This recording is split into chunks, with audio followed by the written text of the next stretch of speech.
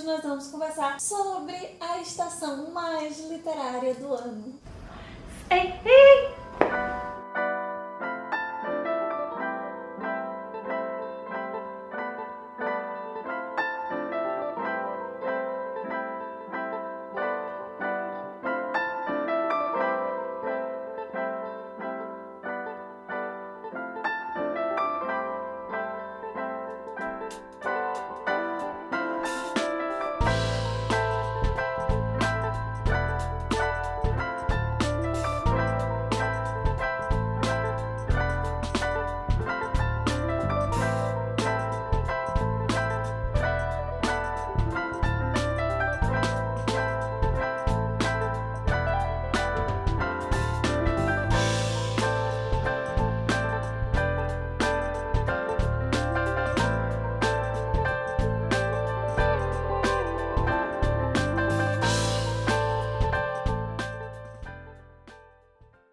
Nós vamos falar sobre a literatura que tem o Quixote como a sua coroa, a literatura espanhola. Como vocês sabem, eu sou professora de espanhol, é um idioma pelo qual eu sou apaixonada desde criança. E por mais que a Espanha tenha essa ideia, essa imagem de um país latino, feliz, país de las tapas, de las tomates, llena de fiesta, há algo que sempre me chamou a atenção, e talvez por isso eu goste tanto da Espanha, é que de todos os países latinos, parece-me que a Espanha, a cultura, a literatura, a arte espanhola, possui uma maior reverberação de melancolia. Não à toa, o Don Quixote é um herói melancólico por excelência. Essa desilusão, essa quebra do sonho espanhol, das frustrações, dos ideais, da quebra da utopia. Você tem todo o siglo de ouro que reverbera na literatura e na cultura espanhola, na música até hoje. E o inverno é o clima perfeito para reverberar essa melancolia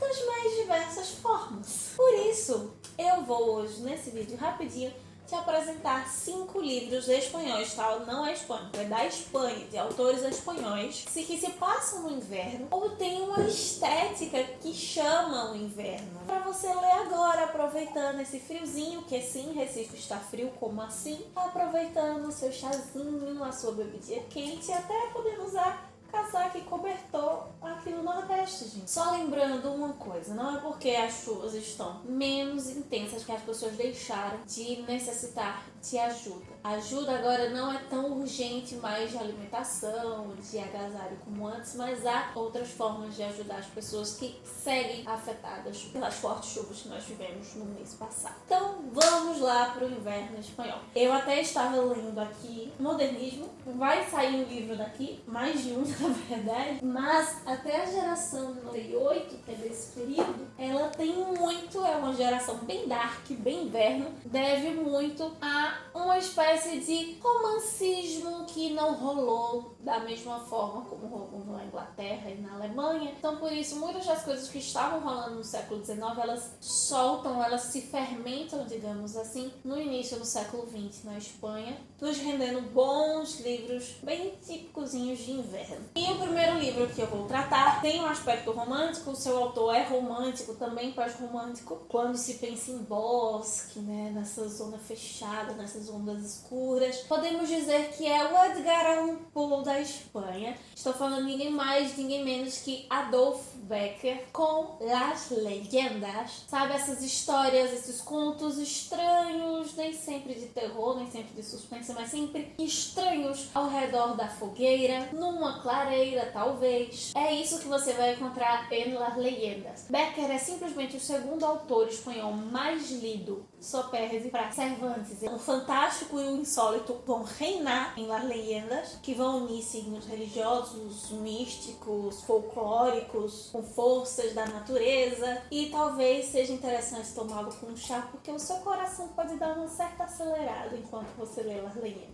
O segundo livro dessa lista tem inverno até no nome. É um livro do Luis Landero, tem alguém amassando um pãozinho aqui do lado, que é El Balcón en Invierno. É um livro muito lindo. Ele escreve as memórias de uma família da Extremadura. O protagonista se encontra num banco, onde ele já esteve com a sua mãe há 50 anos atrás, e começa a recordar tanto a conversa que ele teve com a mãe naquele momento, quanto várias outras memórias da sua família. Talvez o mais melancólico de todos mesmo. Essa conversa ocorre exatamente após a morte do pai dele. Nós vamos conhecendo parte dessa família e o que contribuiu para a formação dela e para algumas marcas que vão ficar tanto no personagem quanto em outras pessoas, em outros membros que não são mencionados nas sinopses de cara assim no livro. Inverno para mim é um período muito de família, tanto porque aqui no Brasil pega período de férias, como essa época de São João, festa junina, tem muito lado da família, do meu avô, ao mesmo tempo que todas as pessoas que eu amei já se foram, morreram no inverno. Então esse livro conversa muito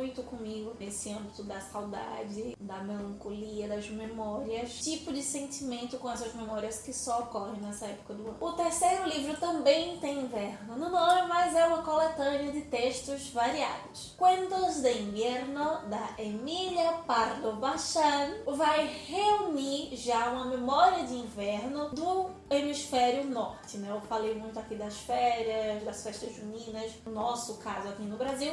Ela vai tratar do Natal, do Ano Novo, da noite de 22 lá na Espanha, que há anos tem a tradição. A Mega Sena deles é no dia 22 de dezembro, não é na virada do ano. O Dia de Reis, que também é extremamente importante na Espanha. Tudo isso que se passa no inverno. E para nós brasileiros é um texto muito interessante de se ler no inverno, porque nós vivenciamos, ainda que tenha toda essa imagem do Papai Noel, o arquétipo, né, que se criou do dezembro, do Natal com frio, nós temos uma estação quente. Então, ainda que haja essa representação, ler esses períodos no nosso inverno mesmo com as datas deles, é interessante. Há uma criação de clima e de reflexão bem propícia, bem instigante de ler esses textos no nosso inverno. Como é um período de tanto memórias felizes quanto memórias tristes e até mesmo algumas trágicas. O quarto é um best-seller famosíssimo que faz parte de uma quadrilogia, então aqui eu já estou citando a coleção de livros, mas vou tratar de uma obra específica, La Sombra del Viento, de Carlos Ruiz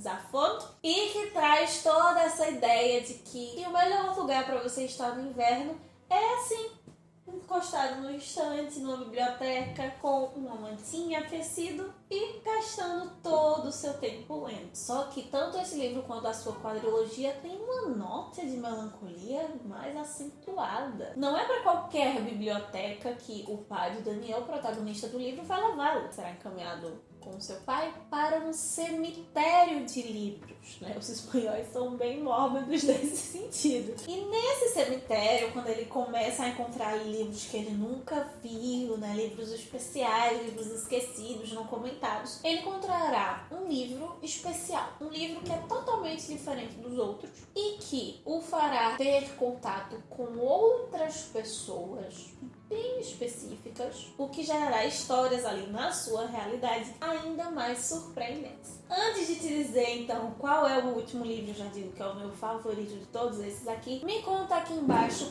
qual imagem literária vem à sua cabeça quando você pensa em inverno. E com imagem literária eu digo tanto um personagem, um livro, uma cena em si, quanto o estereótipo mesmo, uma imagem de uma biblioteca, de alguém em algum determinado lugar na frente da lareira, não sei. A minha imagem está totalmente relacionada com esse quinto livro. Como nós não moramos no hemisfério norte, mas eu especialmente sou do Agreste, então para mim a imagem de inverno sempre é muita água, muita chuva, mas especialmente aquilo que dá título ao quinto livro dessa lista.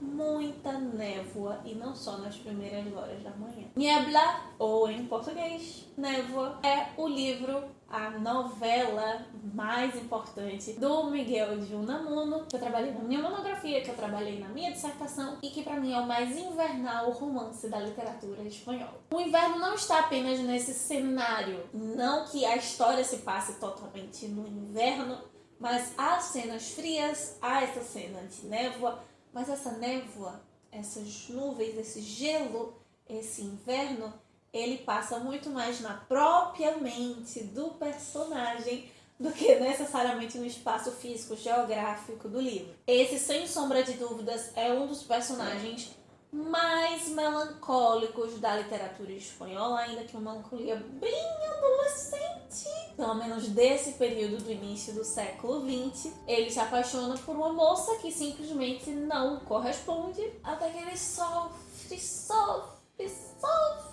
por ela, até perceber que ele está no melhor lugar que ele poderia estar. No inverno, eu digo a você, sem dar spoiler do livro, esse lugar consegue ser ainda melhor que uma biblioteca. Ele está lá, literalmente, dentro desse lugar. E é interessante como o Unamuno coloca a névoa para além do espaço. Há momentos específicos no livro que a névoa na mente, na cabeça do Augusto, vai ter tal cor, vai ter tal densidade. Em outros momentos ela vai adquirir outra cor, ser mais leve, vai ser mais densa. As suas imagens, as suas memórias, as suas palavras vão esfriando, congelando até, a depender da situação que ele está vivendo.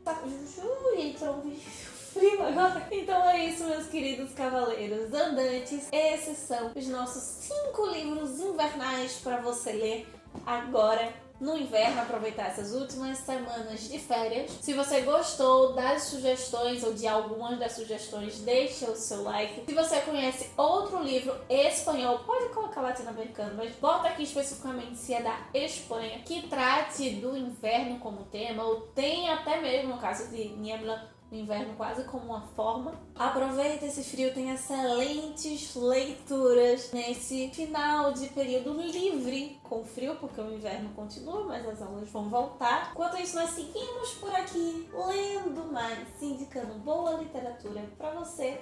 Lá no Instagram também, não nos encontramos aqui na segunda-feira, mas no Instagram nós seguimos sugerindo livros para vocês. Enquanto isso, que possamos sair da biblioteca e ver muito além dos manhãs de verão.